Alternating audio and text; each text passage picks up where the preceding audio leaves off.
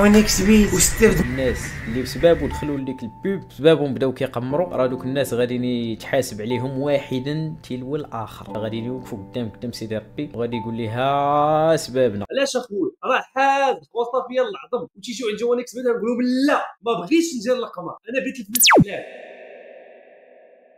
اكيد انت غتكون بحالي فين مشيتي تتسمع نفس الهضره على شركات اللي تقريبا عندهم نفس السميه من يوتيوبرز فريلات ماتشات في اي بلاصه. هادشي سببو تيجيك واحد الاسئله اللي بزاف، كيفاش بدا هادشي، دوك اليوتيوبرز شحال تيربحوا من هاد الاشارات، واصلا كيفاش هاد الشركات طاحوا على هاد القالب وداروا لاباس واخا في الوراق هادشي ماشي قانوني، وكيفاش الشركات تكونوا واحد الامبراطوريه اللي في الباطن ديالها الاجرام النصب الاحتيال، وفي الظاهر ديالها الا كان عندك اكثر من 18 عام وباغي تشجع الفرقه ديالك وطلعت لي هاد الجمله في راسك.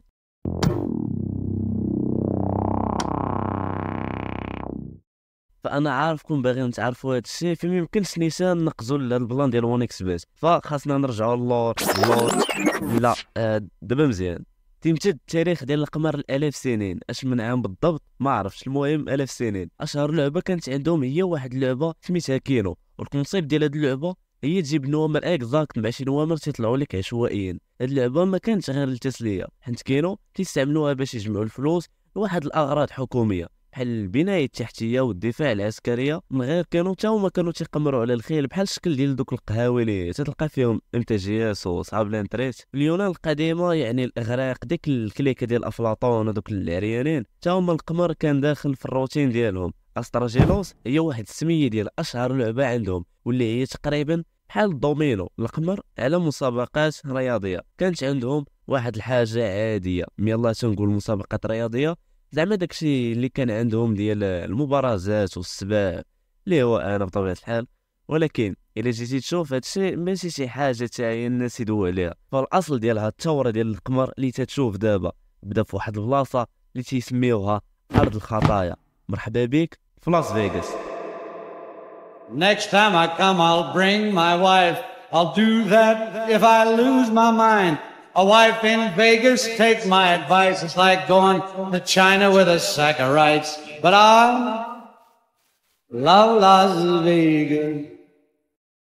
في عام 1905 غادي تباع 45 هكتار من واحد الارض ما فيها والو كاينه في الخلا، وهذا الشيء في صحراء نيفادا. وبعد عقود في 1949 ديك الارض اللي كلها صحراء غتولي واحد القبله للحالمين بالحلم المستحيل كاضخم مقمره في الارض، لاس فيغاس، اللي تبنات على يد المافيات اللي باغا بطبيعه الحال تدخل الفلوس كما كانت الطريقه اللي بطبيعه الحال طريقه موسخه. لاس فيغاس واللي الساكنين ديالها غيوليو يسميوها ارض خاطئه سين سيتي. تيقولوا بلي ثلاثه الاسباب الرئيسيه اللي عطات هذه المدينه واحد السمعه اللي بشعه جدا. اول سبب في 1931 ولايه نيفادا اللي حاكمه على لاس فيغاس غادي ترد القمر واحد الحاجه اللي قانونيه، يعني عادي تدخل وتلعب في اي كازينو بلا ما تخاف من البوليس. ثاني سبب السلطات القضائيه اعتمدات واحد التشريعات اللي خلات الزواج والطلاق يولي سهل بزاف، وهذا الشيء اللي خلى اي واحد باغي يتزوج ولا يطلق دغيا يجي لهاد المدينه واللي تنسميوه زواج المتعه. اما السبب الثالث واللي هو السكك الحديديه، حيت في البدايات ديال القرن العشرين ازدهرت المشاريع ديال السكك في المنطقه، واللي خلى استقطاب الاف ديال الخدامه اللي كاع مزوجين ومعاهم بزاف ديال السماسريه ديال الهواء والقمر يدخلوا للمدينه. تعدات الاسباب ولكن السميه والكونسيبت تيبقى واحد، واللي هو تحليل القمر والاكثار من اي حاجه ما مزياناش. هادشي اللي خلى هاد المدينه تكون عندها واحد السمعه اللي خايبه، واحد المدينه اللي نقدروا نقولوا جنه المتعه المشبوهه والممارسات الممنوعه واللي مرغوبه، وفي نفس الوقت ربح كبير للمافيات اللي تيتقنوا التحايل على القانون. وميلا تنقول مافيا فضروري نقول المافيوزي بنيامين سيغل الملقب باكسي، اللي كان اولا يهودي، راك فاهم اللي ما قاتش على شي علامه صفراء، زعما من ناحيه الفلوس الخبز حل جاتو واحد الفكره اللي جهنميه، واللي هي مادام القمر هنا قانوني علاش ما نديروش بزاف ديال الكازينوات ونخليو كاع الاثرياء ديال الامريكان يجيو لواحد المدينه اللي اصلا كلها مديوره على قبل القماره ويجيو لاس فيغاس على خاطرهم كلشي موجود، اوطيلات، البيران، غير يكونوا عندك فلوس مرحبا. بفضل هاد المافيات ورجال الاعمال وملايين الدولارات الخضراء غتخلي هاد الجراضي تزداد الخضوريه ديالهم وتنبت. وفي يومنا هذا لاس فيغاس عندها اكبر معدل انتحار في امريكان، وبلا ما ندويو على دوك اللي خرجوا على حياتهم بسبب هاد الشيء. هي الصراحه غندويو عليهم ولكن بواحد القصه ممتعه، حيت بطبيعه الحال حنا ماشي حامضين، قصه حقيقيه ما لقيتش شي واحد تيدوي بالعربيه اولا بالدارجه عليها. واحد القصه جبتها لكم انا احسن يوتيوبر في دربنا. واحد القصه ديال واحد المليونير اللي بسبب تسافر وحده لاس فيغاس غيخسر ما يقارب 200 حتى 300 مليون دولار. واش فهمتوا؟ 200 مليون خسرها في السفره واحده في ديك المدينه. بلاتي انا جايكم الهضره. في العالم ديال الكازينو بعض اللاعبين تنجحوا انهم يديروا سميه ديالهم ويبقاو في الذاكره. بعض المرات الاسباب مزيانه، ربحوا بزاف، الاداء ديالهم كان تاريخي، او لا كاريزما قويه. والبعض الاخر وهذا البعض واحد النسبه كبيره تيحفروا السميه ديالهم في التاريخ القمر. الاسباب نقولوا نبدل على الاول. ومن بين هاد الناس غيجي البيك بوس ديالهم اللي طاح بسبب البليه ديالو للقمر، لدرجه انه كان قريب يخسر الثروه ديالو، وهي الصراحه راه خسرها. المهم تدوي على تيريس واتانابي. غيكون طبيعه الحال فهم هاد الحاجه احسن من اي واحد اللي في هاد العمليه ديال حط فلوس ولعب. الوحيد اللي تيربح هو الكازينو، ولكن هو فهم هاد الشيء ولكن تفت الوقت اولا فهم مورا واحد التجربه اللي قاسيه. ودابا غتفهموا علاش، حيت غيولي واحد من اكبر الحيتان اللي عرفاتها لاس فيغاس، خصوصا في عام 2007. وزعما واش هو المسؤول الوحيد على هذا الشيء اللي غيطرى ليه، ولا الكازينوات تبقاو هما السبب الرئيسي؟ هذا الشيء انت اللي تقدر تقولهم. يلا غتفهم الاحداث ديال القصه. تيراس واتانابي هو رجل اعمال من اصل ياباني، تولد في 1957 في واحد البيئه غنيه، حيت باه حتى هو كان بيزنسمان وما كان زعما عندهم واحد النقص مادي. حيت في 1932 باه هاري واتانابي كيأسس شركه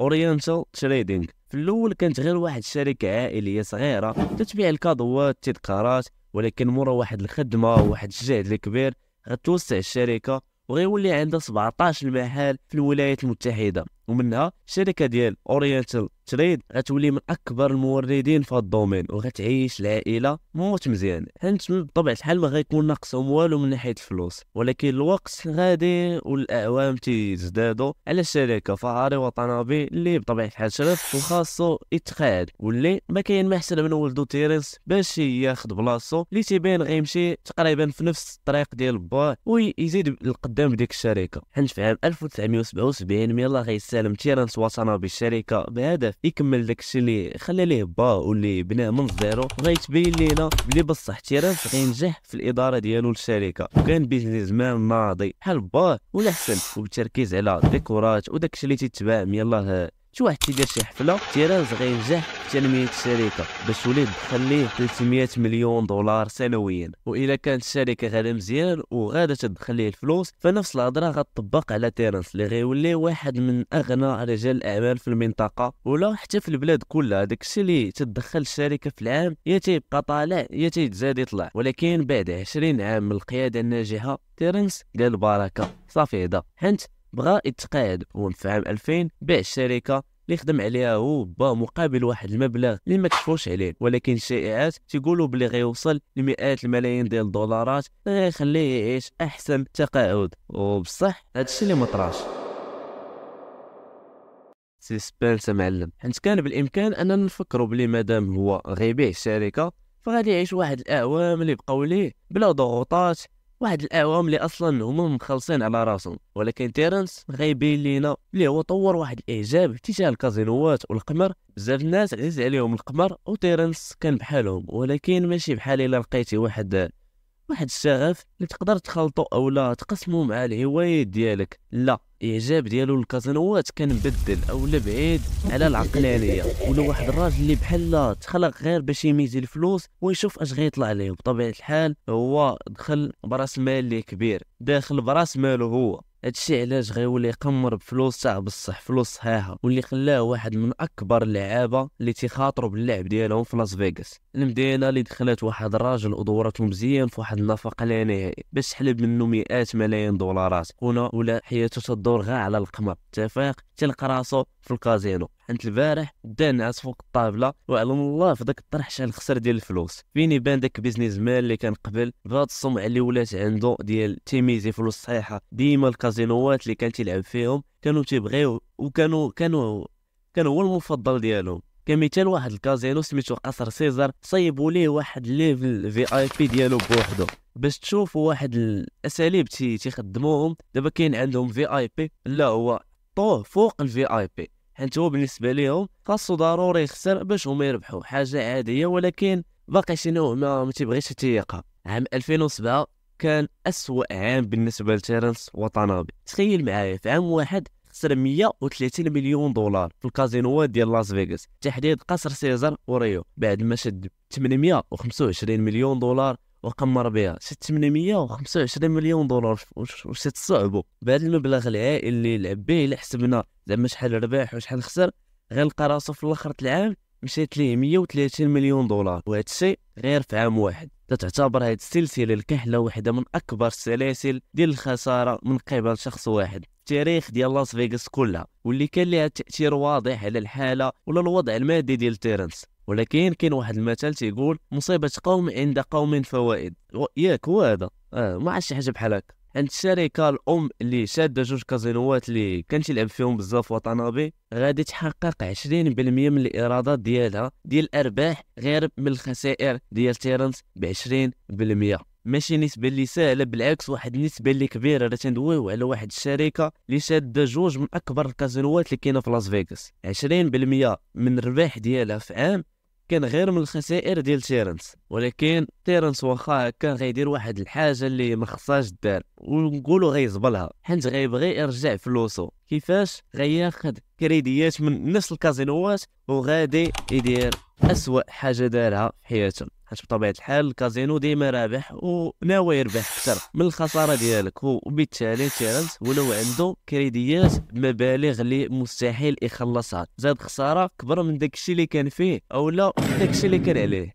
في الاخر ديال هذا العام الكحل اللي داز على تيرنس غيخرج من لاس فيغاس حاضر، وزيد عليها الكريديات اللي تيتسالوا الكازينوات. وداك الكازينو اللي كان داروا في اي بي ومطلع عليه باللي هو زعما الكينغ، غيدعيو في 2009 بسرقه وبتزوير الشيكات. شي كانوا داروا زعما مالك ديالهم، كانوا تيعطيو اللي بغا، ماشي زعما كيفاش.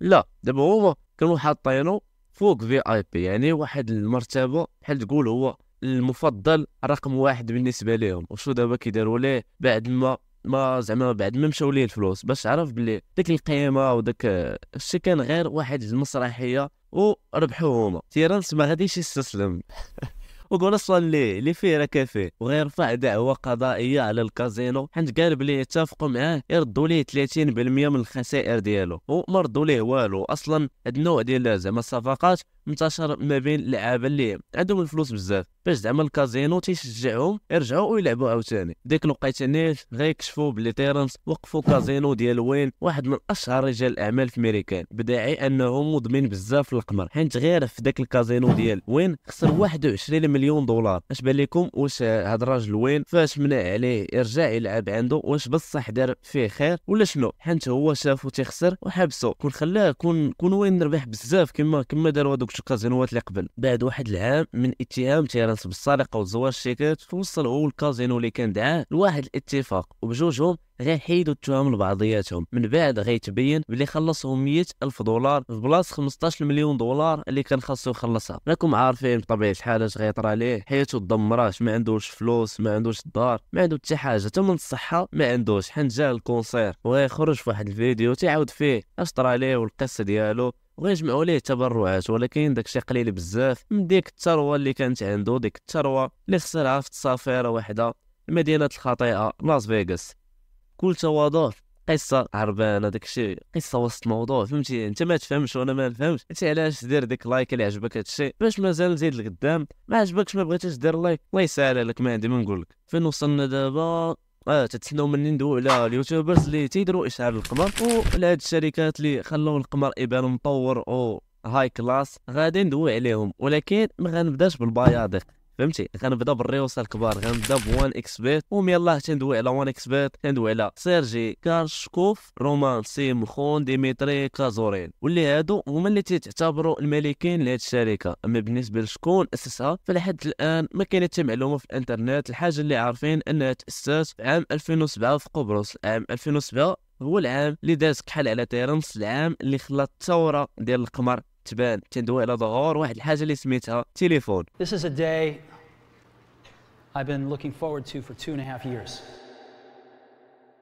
بدات هاد الثوره فاش ابل غتعلن على اول ايفون في يونيو 2007، واللي كان جهاز واحد تجمع ما بين الهاتف النقال والحاسوب الشخصي. واحد الجهاز اللي خفيف، ليكرون ديالو طاكتيل. بسبب هذا الاختراع غتنوض الشركات باش تدخل في المعمعه بحال سامسونج وهواوي، وكل شركه تخرج حاجه جديده، تليفون جديد بتقنيه جديده، ونهار على نهار تليفونات تيطوروا حتى وصلنا اليوم فين ولا بطبيعه الحال تليفون تيسهل علينا بزاف الحوايج، بحال القمر بلاص ما تخرج وتقلب على شي كازينو ولا شي قهوه ديال الخيل وما شي حاجه بحال هكا وتعمر الاوراق بكليك وحده. تقدر تقمر فيما بغيتي في البلاصه، في اي بلاصه بغيتي، بلا ما يساق لك الخبار حتى واحد. وهذا الشيء اللي خلى النشاط ديال القمر غادي وتيزداد، وما شري بلا ولا شطر عليه حنت غادي وتيسهل. نرجعوا لوان اكس بيت. لقيت واحد الارتيكل ديال واحد السيت سميتو فولو ذا ماني، وكما تيقولوا هما واحد البلاتفورم ديال تحقيقات الصحافه. هذا الارتيكل اللي داروا بطبيعه الحال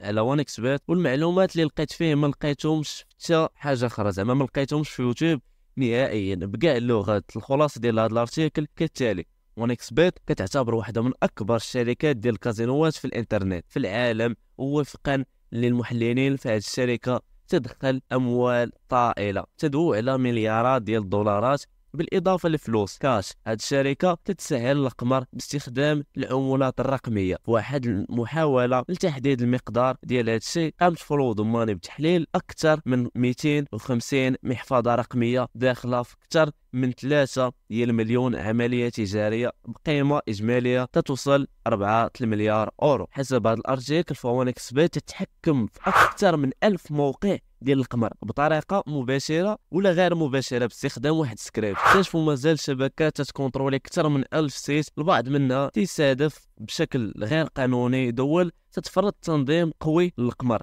بحال دول اوروبيه وامريكان واستراليا اللي زعما عندهم واحد القوانين زعما صارمه، ماشي اجيو قمر، ماشي اجيو دخل شي سيت وحط فلوس. ونكس بيت تخدم بواحد الرخصه ديال اللعب القمار جابتها من كوراساو، واللي هي واحد الجزيره محسوبه على هولندا. تيتبين لينا لاحقا باللي التحقيق ديال فولو ذا ماني باللي هولندا تجذب الانتباه على قبل انها هي اللي عطاتهم ديك الرخصه، وهذا الشيء اللي خلى السمعه ديالها تضرر بسبب هذه الصناعه الضخمه اللي كاينه في الجزيره ديال كوراساو. تم ادراج وانكس بيت في القائمه ديال العقوبات من قبل اوكرانيا حيت لقاوها تدعم روسيا ماديا. هذا كان الخلاصه اولا اهم الحوايج اللي يدوى عليها هذا الارتيكل، وبالادله بطبيعه الحال اللي بغى يمشي يقرا راه موجود. ولكن حنا دابا انا وانت ديما تنشوفوا اللوغو ديال وانكس بيت، لا كوب دافريك، التوني ديال الرجاء الى اخره. واخا هاد الشركه ما عندهاش رخصه في المغرب وتدير نفس هذا الشيء في كاع الدول بنفس السيناريو بلا رخصه. السبب اولا الخطه اللي تدير وانكس بيت هي تتعقد صفقات ديال الرعايه مع دوريات كبار بحال السيري ا، لا ليغا، بريمير ليغ، كوب دافريك، وفرق كبار بحال البارسا، ليفربول، باريس سان جيرمان. بحال هكا تتبني الشركه واحد الوعي بالعلامات التجاريه وتتخليك عارفها، وفي نفس الوقت تتخليك تايق فيها. تتقول انت في راسك مادام هاد الشركه تطلع في التلفازه، في بين سبور، تطلع في التنوات ديال فرق كبار، فصافي هادو ماشي نصابه، ماشي مشكله الا قمرت. ولكن داكشي كله غير خطه باش يوصلوا لك اولا يوصلوا لفلوسك. فهي مورا واحد الواجهه ديال سبونسور مع فراقي مشهورين تتكون واحد الامبراطوريه اللي ما يمكنش تسيطر عليها، امبراطوريه اللي صعيب تعرف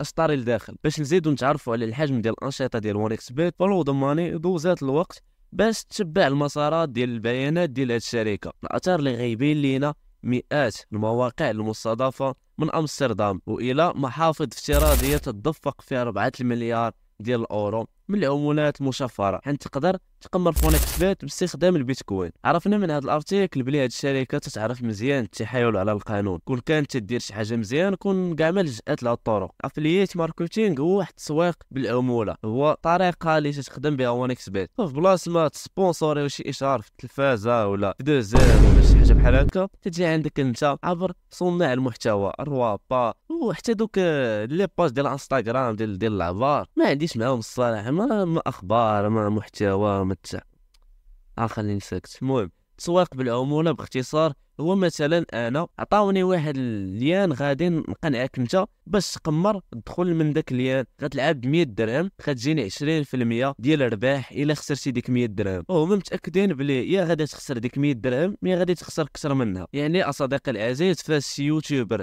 تيقول لك دخل لهاد الليان اولا بهذا الكود برومو فهو باغي منك تخسر باش هو بطبيعه الحال يربح، حيت هذيك هي الطريقه الوحيده اللي غتربحوا، واصلا واخا تربح غتخسر. هادشي باين. هاد اليوتيوبرز من غير هاد البلان ديال كود برومو تيربحوا ابار غير من يبينوا السميه ديال هاد الشركه ويروجوا ليها. ندويو على واحد الخلصه اللي صحيحه بزاف، تقدر توصل حتى لديك 10 مليون سنتيم مغربيه في الشهر، خلصه اكثر من ديال الوزير. بحال تقول داك اليوتيوبرز تيحط فيديوهات غير باش يكمل مع اونكس بيت وخلصوا. اما نتوما المتابعين الاعزاء المحبوبين اللي تيبغيكم راكم عارفين القالب فين طالع. صراحه الا جيتي تشوف هادشي مو بلانش، تخيل تحل شان يوتيوب واخا زعما البدايه ديالك كانت محشره، ولكن جات عندك واحد الاودينس، واحد المتابعين اللي بقاو معاك وديما تيدعموك وتيشجعوك باش تكمل وما تحبس. وانت فاش غتوصل وغتشهر باش غادي تجازي زعما دوك الناس ودوك المتابعين، غتجيب ليهم واحد السم واحد الكود برومو واحد ليان باش يخسروا الفلوس. واش فهمتي اش بغيت نقول لك؟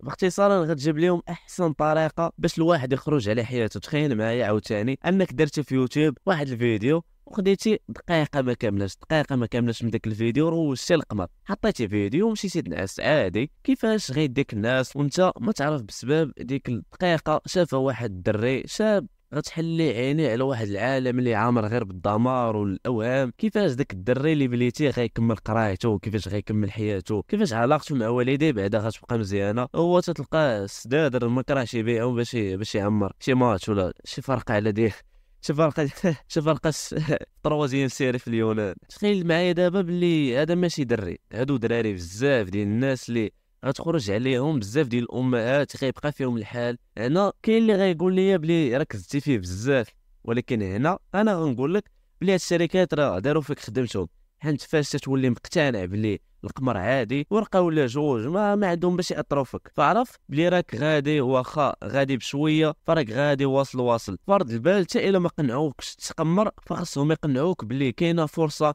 انك دير لاباس بالقمر. تنقول لكم هادشي حتى انا باقي عاقل. واحد العام كنت طالع لي واحد الاشهار من باقي عاقل من فاروق لايف، طلع لي واحد الاشهار ديال اونكس بي. صافي انا تحمست، فهمتي ديك دخلت لي ديك العقليه ديال تقدر تربح فلوس دغيا. صافي شفت انا ماشي ما كنتش من العاكزين، دخلت لونكس بيت تنقلب على داك الشيء. ولكن قبل فهمتي جاتني تنقول اوكي كيديروا ليها. صافي قلبت في يوتيوب والحمد لله طلعوا لي فيديوهات ديال الناس تينهاو على القمر. طلع لي واحد الفيديو ديال المساحه وطلعوا لي بزاف د الفيديوهات. صافي حمدت الله بلي زقلت من هاد الطريق اللي باينه خايبه بزاف. وهادشي علاش تنقول هاد الهضره باش لا ربما فهمتي، حيت غير انك زعما انك دير في راسك بلي القمر عادي ولا بلي كاين واحد الفرصه انك تقدر تربح فراه باينه تقدر تدخل وانك تخسر فلوس. هادشي علاش فهمتي الانسان يبقى يفكر قبل ما يدير شي حاجه. وهذا كانت هذه الشخصيه الحكيمه مني. بسبب هذه المعمعه اللي دارت اونكس بيت في المغرب، ام تي جي اس بطبيعه الحال غادي تتحرك، وماشي غير هي، مؤسسات كبار بحال مكتب الصرف لا شنو هي لا هكا لسنرتي ووزاره الماليه. يمكن انك تقول بلي يوتيوبر روج لهاد الشركه فهو تيخالف القانون، واصلا واحد عنده كونت فيه فلوس وتيلعب به، فراه الا جا شي نهار وجات اونكس بيت دات ليه فلوسو فصافي دو زعما فصافي خونا تقولب. حيت لمن غتمشي زعما لمن غتشكي مثلا انت كاع مشيتي للمحكمه غتقول لهم داك الشيء زعما تقول لهم بلي داو لي فلوسك تحط فلوس في اونكس بيت ومشات، تقول لهم ما عندك زعما ما عندنا ما نديروا لك حد اصلا ديك الشركه وداك النشاط اللي كنت انت زعما داير ماشي قانوني. الا بغيتي تقمر قانوني سير الام تي جي اس، سير عمر لك هاد الورقه. اما اونكس بيت راه ماشي شي حاجه زعما اللي قانونيه. انا تنظن بلي اي واحد تيروج لهاد الشركه من غير زعما دينيا او لا اخلاقيا يقدر يتعاقب قانونيا الى زعما دوك المؤسسات اللي قلت لك يقدروا انهم يتغلبوا على 1xBet زعما من ناحيه القضاء وداكشي ديال المحكمه. حيت 1xBet ما تتخلص لا ضرائب، ما عندهاش لا رخصه، تتربح بزاف الفلوس من المغاربه، وبطبيعه الحال دوك الفلوس ما تيبقاوش في المغرب، فهاد الشيء 100% تيضرب الاقتصاد، حيت راه شركات خدامه بطبيعه الحال في النوار. واخيرا الحمد لله درت هذا الفيديو. عرفتي شحال وانا تنتسنى باش ندير هذا الفيديو؟ هذا واحد المقترح، هذا الفيديو زعما كنت نفكر نديرو قبل ما نحل هاد لاشين، فالحمد لله والشكر لله بعد عناء طويل. بنادم تحتفل بلي هذا الفيديو ضرب لي مليون، تحتفل غندير فيديو صافي. المهم الا كنت انت تفرجتي حتى هنا تشكرك بزاف، راك غايه، وان شاء الله نحط فيديو في اقرب وقت ممكن. المهم الا عجبك الفيديو قول لي في كومونتير، قول لي الصراحه اش ما عجبكش فيه، باش الا كانت شي حاجه ما هياش الفيديو الجاي نحاول ان شاء الله نطورها. وحتى لهنا الى اللقاء.